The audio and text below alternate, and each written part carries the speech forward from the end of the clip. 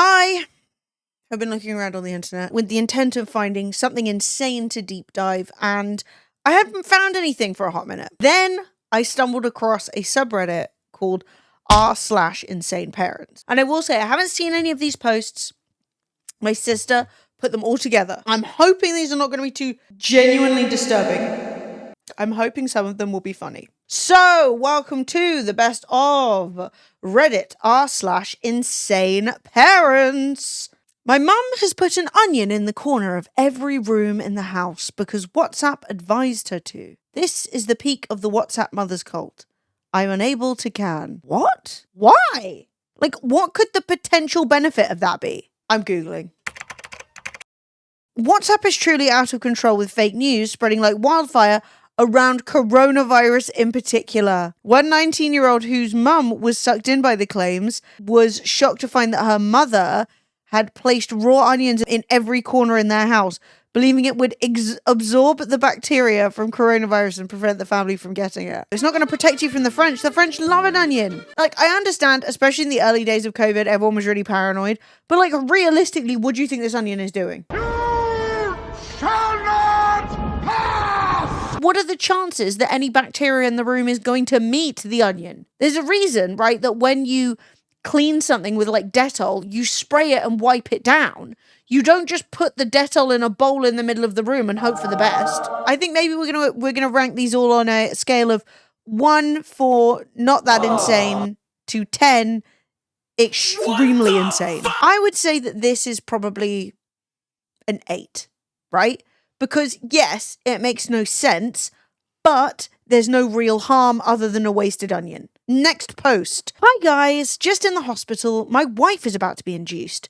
We've stayed no to having the vitamin K jab, but a nurse has just come in to basically fearmonger us into having it, saying without it the baby could have a brain bleed. Eye roll. Among other things, we're standing by our decision. We haven't given our 2-year-old son any shots of anything, and he's thrived. Is there any literature to share on why we don't need to have the vitamin K shot? I can't find any. Thanks in advance.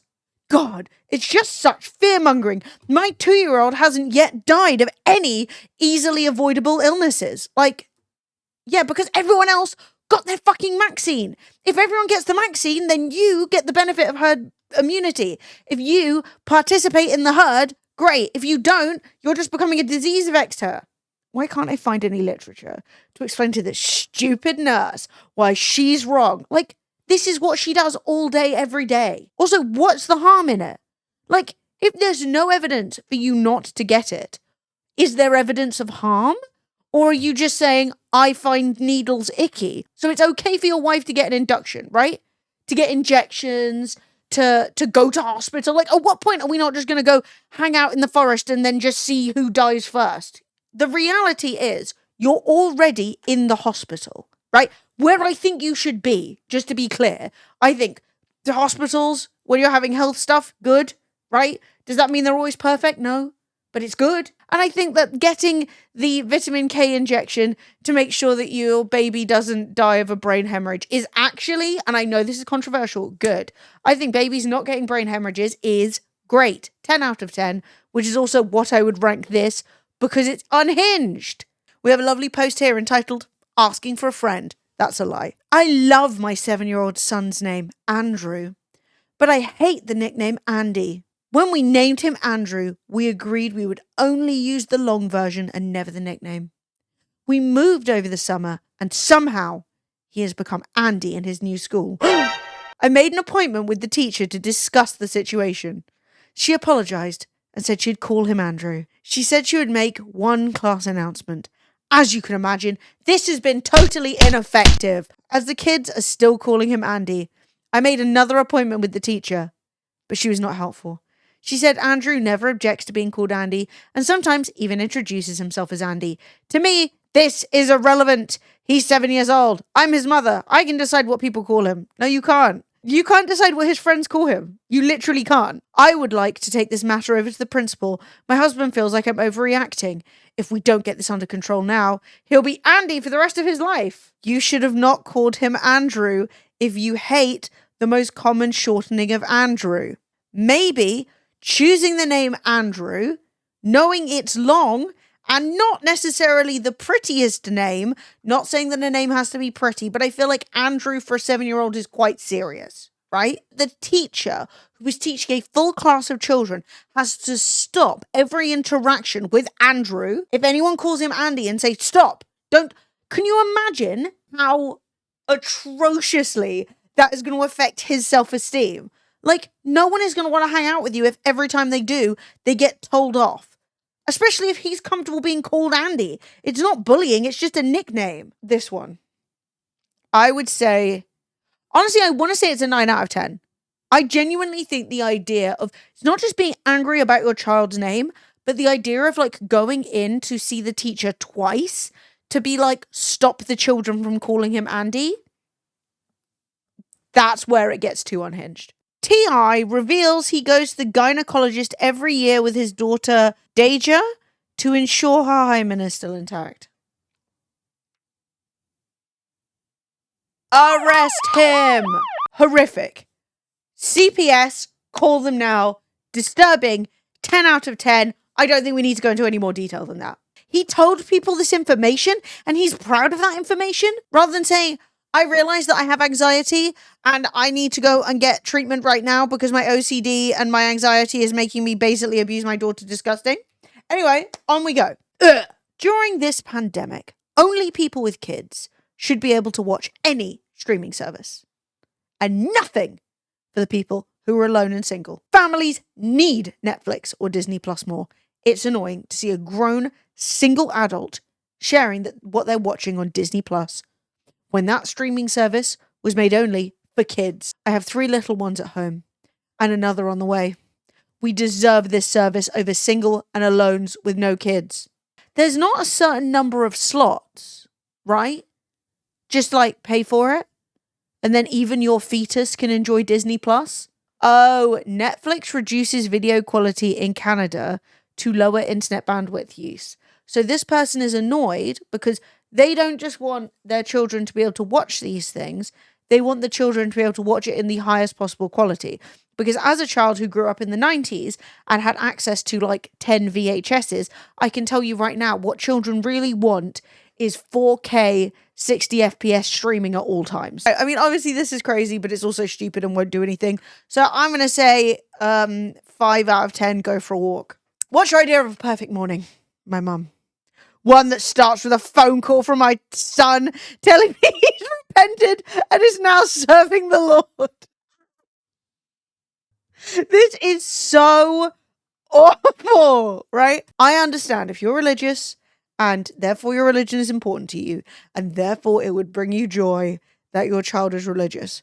But I'm going to be real with you. Literally nothing is going to put you off religion more than your mum screaming at you every time you ask someone about what their perfect morning is, that they're not religious enough. And it's not just religious people. People get obsessed about stuff. I had interactions with people where like back in a million years ago, like when Brexit first started happening and I still occasionally use Facebook, my friends and I were all like anti-Brexit, right? And so we would discuss it and be like, it's bad for this reason.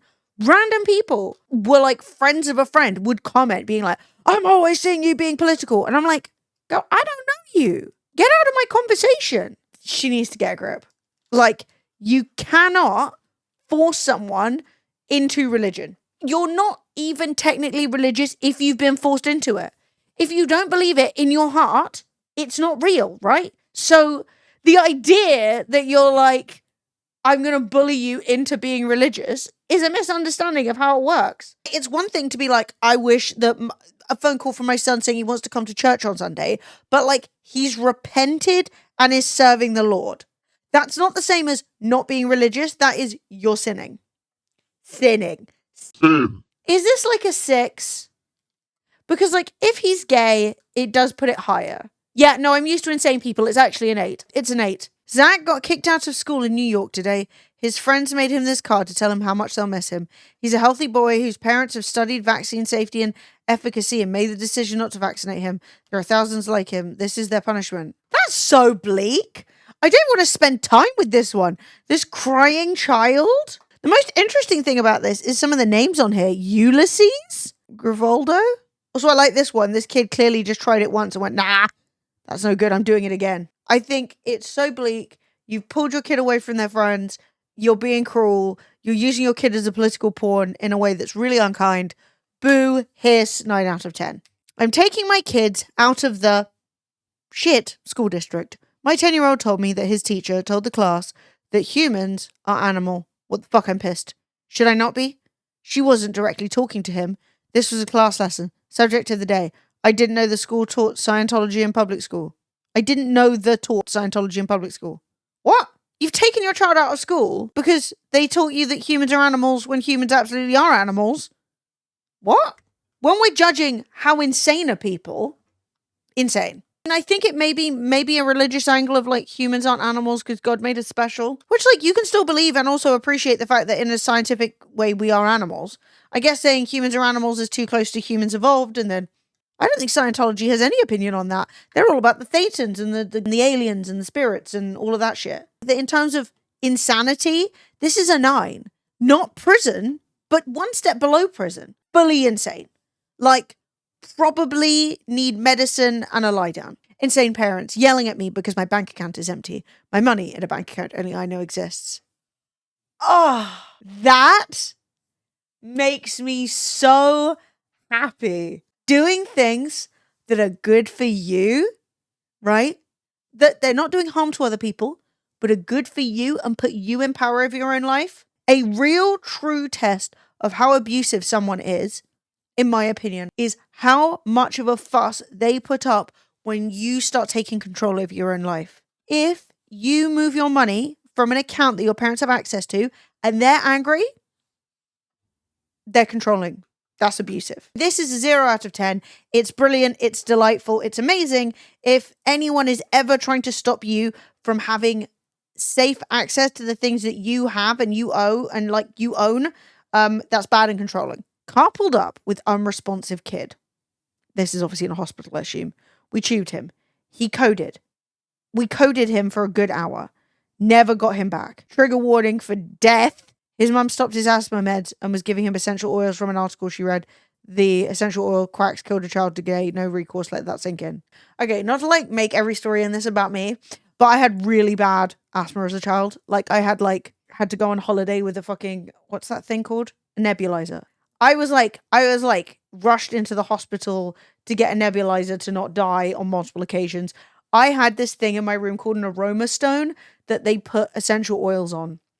They used to put eucalyptus on to like clear out my lungs.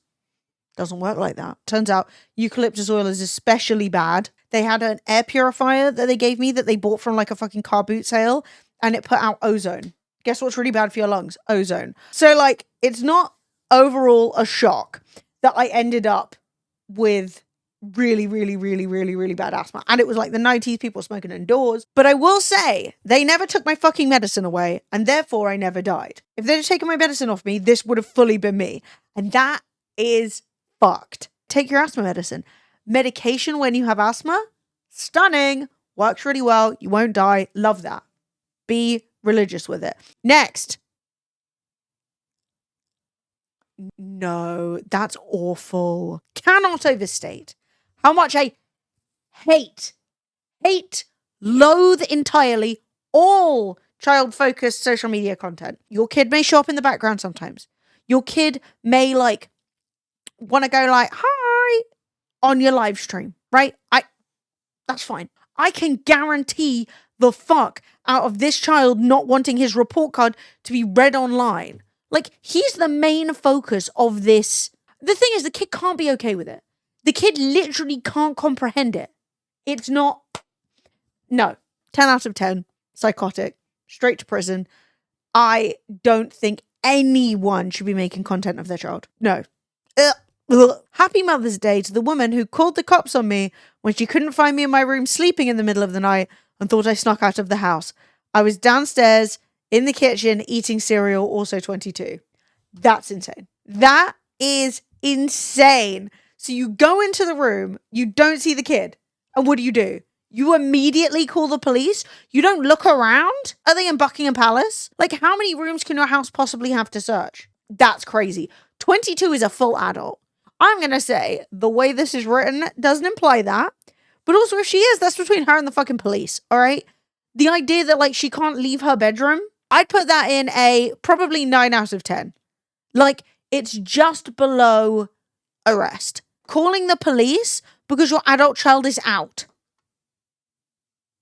Update, she's an adult. She's allowed to be out. You can be annoyed about it if you want.